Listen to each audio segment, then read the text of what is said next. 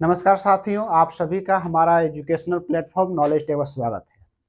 Previous video जो हम लोगों ने क्लास किए थे उस पर राष्ट्रीय अनुसूचित जाति आयोग एवं राष्ट्रीय अनुसूचित जनजाति आयोग पर हम लोगों ने परिचर्चा किए थे। आज का जो सेशन है उन दोनों जो संवैधानिक संस्थाएं हैं उनसे संबंधित जो भी प्रश्न यूपीएससी हो, state PCS, railway, SSC, banking इत्यादि जो भी कंपटीशन एग्जाम से पूछे गए उस पर हम लोग चर्चा करेंगे।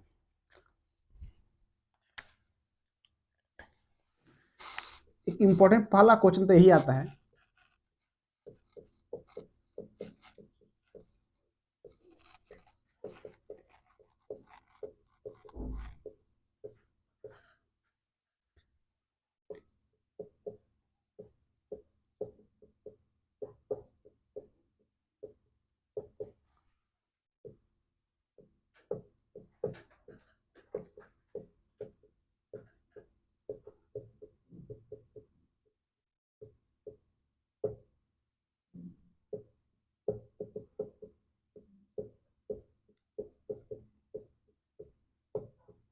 है ना। राष्ट्रीय अनुसूचित जाति आयोग का उल्लेख भारत के संविधान के किस अनुच्छेद में किया गया है ना। ऑप्शन ए है आर्टिकल 312, ऑप्शन बी है आर्टिकल 315, ऑप्शन सी है आर्टिकल 324 और ऑप्शन डी है आर्टिकल 338। ठीक है, ये चार ऑप्शन है, बहुत ही क्लोज है ना। तो राष्ट्रीय अनुसूचित जाति आयोग का उल्लेख भारत के किस संविधान में किया गया, किस अनुच्छेद में किया गया है ना। तो पता है आप लोग हम पहले बताए हैं अनुच्छेद 312। अनुच्छेद 312 में क्या कहा गया है?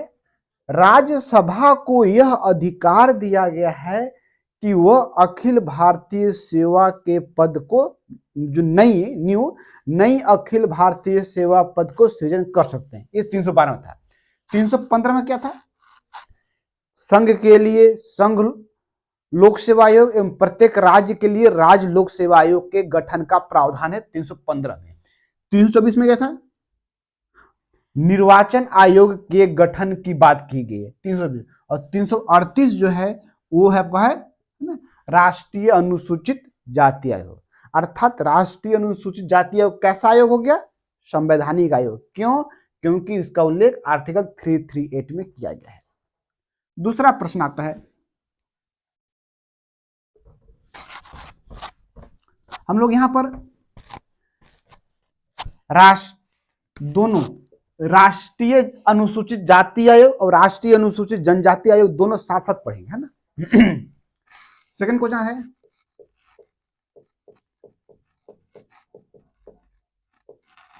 राष्ट्रीय अनुसूचित जनजाति आयोग का उल्लेख भारतीय संविधान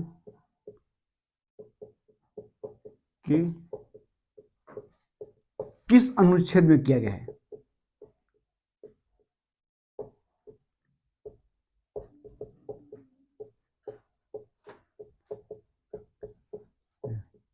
देखिए यहां पर हम लोग चार ऑप्शन रखेंगे। ये चारों ऑप्शन से आपको चार जानकारी प्राप्त होगी, इसलिए सारे ऑप्शन से रिलेटेड भी आप ध्यान रखिएगा। आर्टिकल ए, ऑप्शन ए है आर्टिकल 249, ऑप्शन बी है आर्टिकल 280, ऑप्शन सी है आर्टिकल 148 और आर्टिकल डी है ऑप्शन डी आर्टिकल है ना 338 ए। जो हम लोगों ने बहुत सारी चीज पहले पढ़े, उसका एक तरह से रिवीजन भी है ना। तो हम लोग पढ़े कि राष्ट्रीय अनुसूचित जनजाति आयोग का उल्लेख भारत के संविधान किस अनुच्छेद में किया गया है ना।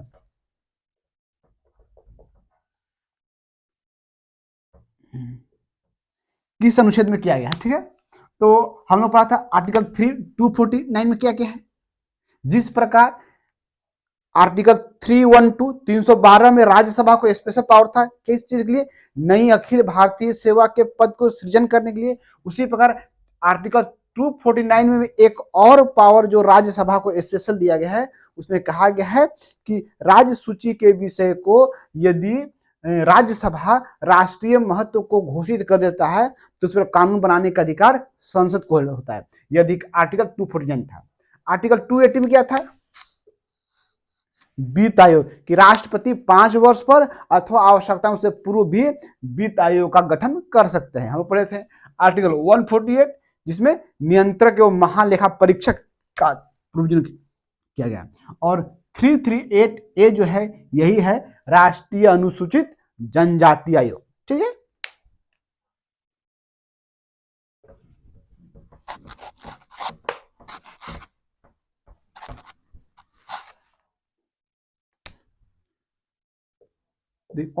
नेक्स्ट क्वेश्चन है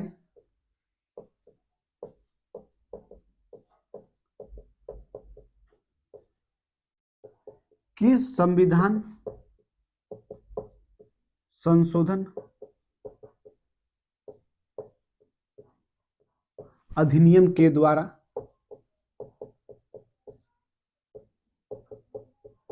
अनुसूचित जाति एवं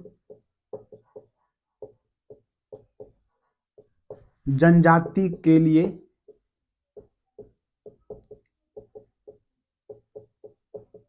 अलग अलग आयोग का निर्माण किया गया। ठीक है, लगे किस संविधान संशोधन अधिनियम के द्वारा अनुसूचित जाति के लिए एवं अनुसूचित जनजाति के लिए अलग अलग कमीशन का गठन किया गया था, है ना। तो ऑप्शन ए है 65वां संविधान संशोधन अधिनियम,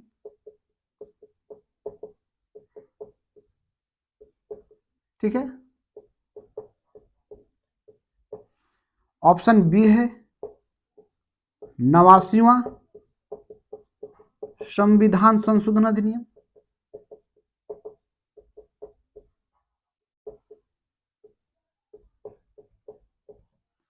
ऑप्शन सी है 42वां संविधान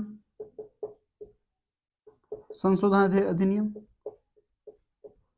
और ऑप्शन डी है 61वां संविधान संशोधन अधिनियम।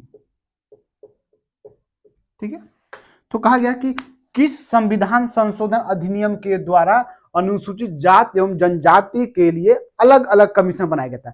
हम लोग जब कल इसका पढ़े थे ऐतिहासिक पृष्ठभूमि, जिसमें कहा गया था कि आर्टिकल 338 में क्या था कि जो भारत का जो मूल संविधान है उसमें कहा गया था अनुच्छेद 338 में कि अनुसूचित जाति के लिए एवं अनुसूचित जनजाति के लिए एक विशेष अधिकारी की नियुक्ति का प्रोविजन है, कहीं भी आयोग नहीं था। लेकिन जब हम लोग पढ़े 65वां संविधान संशोधन, तो 65वां संविधान संशोधन अधिनियम के द्वारा कहा गया कि जो एक विशेष अधिकारी था अनुसूचित जाति एवं जनजाति के लिए, अब कहा गया कि एक आयोग, बहुसदस्यीय आयोग का गठन किया गया है। तो ये 65वां, तो 65वां संविधान संशोधन अधिनियम के द्वारा अनुसूचित जाति एवं अनुसूचित जनजाति के लिए एक बहुसदस्यीय आयोग का गठन किया गया जिसका नाम था राष्ट्रीय अनुसूचित जाति एवं जनजाति आयोग। अर्थात यहाँ दोनों के लिए एक ही आयोग था, अलग अलग नहीं था। लेकिन जब आगे पढ़िएगा तो 89वां संविधान संशोधन अधिनियम के द्वारा कहा गया था कि राष्ट्र अनुसूचित जाति के लिए अलग आयोग और अनुसूचित जनजाति के लिए अलग आयोग का गठन किया गया। अर्थात आर्टिकल 2 भाग में बांट गया। आर्टिकल जो 338 था वो राष्ट्रीय अनुसूचित जाति आयोग हो गया, और आर्टिकल 338 ए जो आया वो राष्ट्रीय अनुसूचित जनजाति आयोग होगा। इसका ऑप्शन बी सही है ना।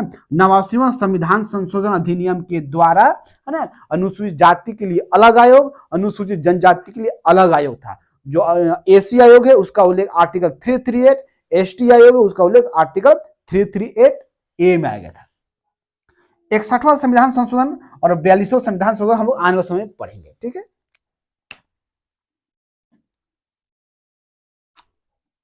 तो इसका एग्जैक्ट आंसर क्या है? 89वां।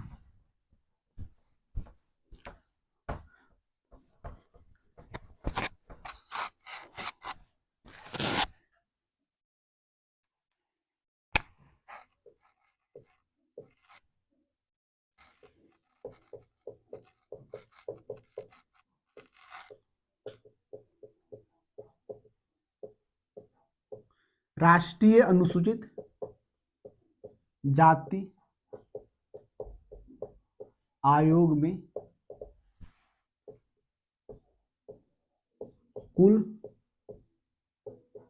कितने सदस्य हैं? ना, राष्ट्रीय अनुसूचित जाति आयोग में कुल कितने सदस्य हैं? Option A 3, option B 4, option C 5, option D 6। हमें पता है कि जो राष्ट्रीय अनुसूचित जाति आयोग हो या राष्ट्रीय अनुसूचित जनजाति आयोग, दोनों 5 सदस्य का है, जिसमें एक उन्हीं 5 सदस्यों में से एक अध्यक्ष होंगे, एक उपाध्यक्ष और 3 अन्य सदस्य होंगे। तो जो कुल सदस्य बात करेंगे, कुल सदस्य तो 5 होते हैं, है ना। तो दोनों राष्ट्रीय अनुसूचित जाति आयोग भी 5 सदस्यीय है और राष्ट्रीय अनुसूचित जनजाति आयोग भी 5 सदस्यीय है ना।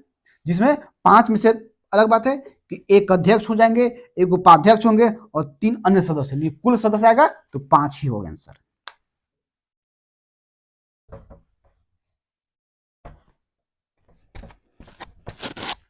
एक प्रश्न यहां पूछेगा,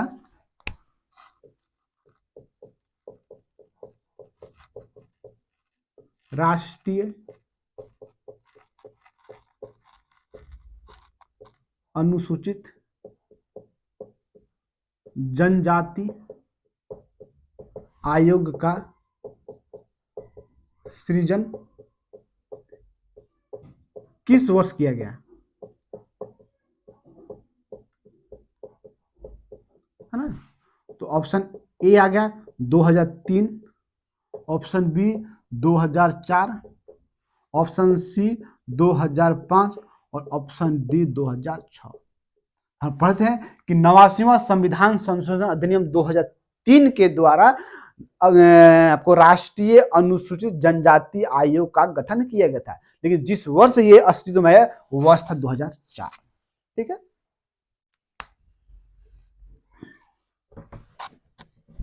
नेक्स्ट क्वेश्चन आपका है,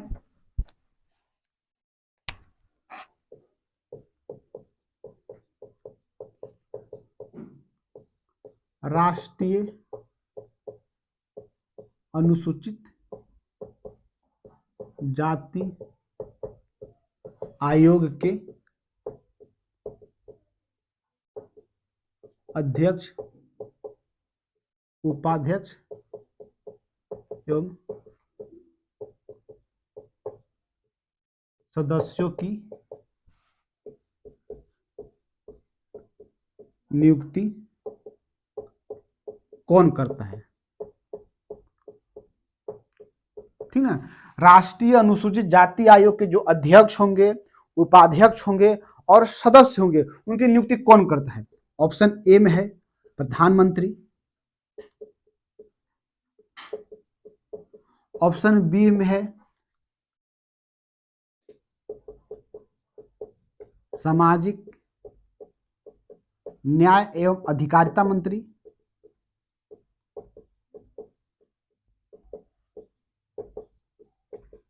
ऑप्शन सी में है राष्ट्रपति और ऑप्शन डी में है संसद। ठीक है। तो राष्ट्रीय अनुसूचित जाति आयोग हो या राष्ट्रीय अनुसूचित जनजाति आयोग, दोनों ही आयोग के मामले में अध्यक्ष, उपाध्यक्ष एवं अन्य सदस्यों की नियुक्ति कौन करेंगे? राष्ट्रपति करते हैं। ठीक है।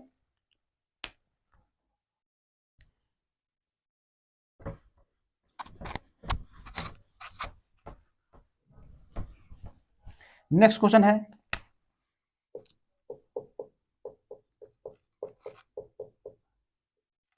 राष्ट्रीय अनुसूचित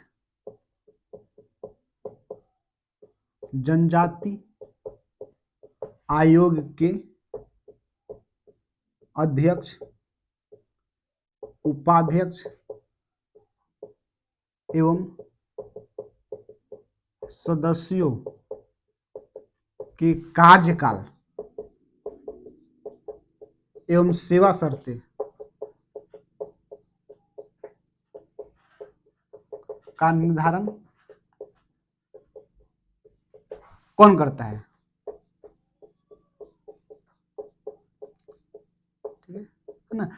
वहां था कि राष्ट्रीय अनुसूचित जाति आयोग या जनजाति आयोग के जो अध्यक्ष, सदस्य और उपाध्यक्ष की नियुक्ति राष्ट्रपति करते हैं। यहाँ आता है कि जो राष्ट्रीय अनुसूचित जनजाति आयोग है उनके जो अध्यक्ष, सदस्य, उपाध्यक्ष का कार्यकाल और सेवा शर्त का निर्धारण कौन करता है? ऑप्शन ए में है संसद, ऑप्शन बी है राज्यसभा के उपसभापति, सॉरी सभापति, राज्यसभा सभापति, और दूसरी लोकसभा अध्यक्ष,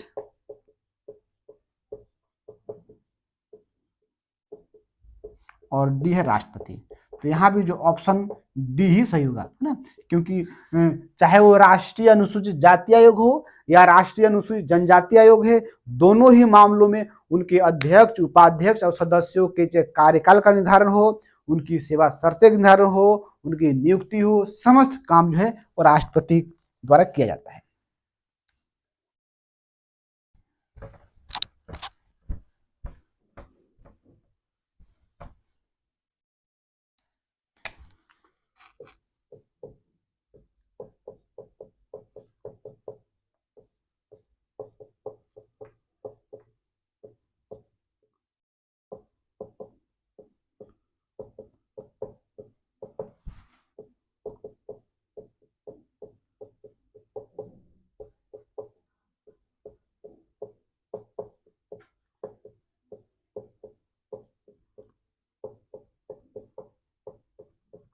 राष्ट्रीय अनुसूचित जाति आयोग अपना वार्षिक रिपोर्ट किनको देता है? फर्स्ट है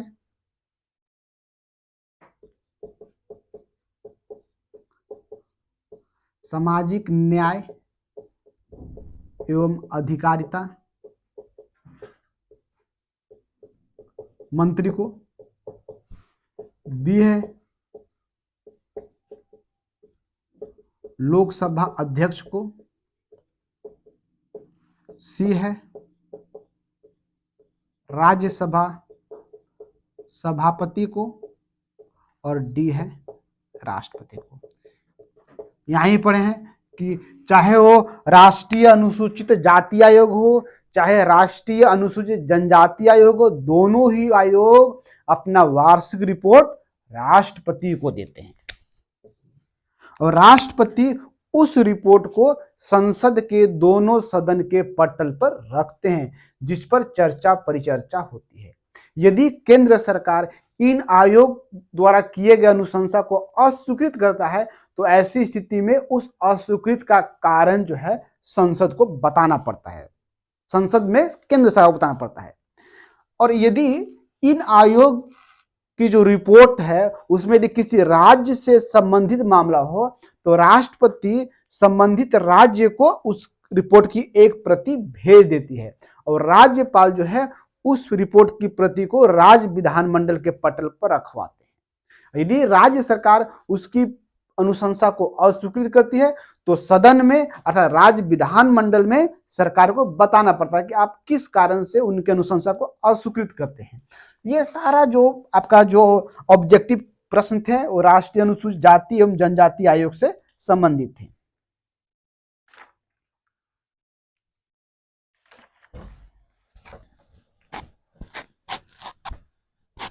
इस प्रकार हम लोगों ने भारत की जो संवैधानिक संस्थाओं का अध्ययन कर रहे थे, जिसमें हम लोग पहला देखे थे निर्वाचन आयोग, दूसरा देखें आपको संघ लोक सेवा आयोग, तीसरा हम लोगों ने देखा राज्य लोक सेवा आयोग, चौथा एक जो संयुक्त लोक सेवा आयोग जो संवैधानिक आयोग तो नहीं था लेकिन बल्कि सांविधिक आयोग था, उसको भी हम लोगों ने देखा।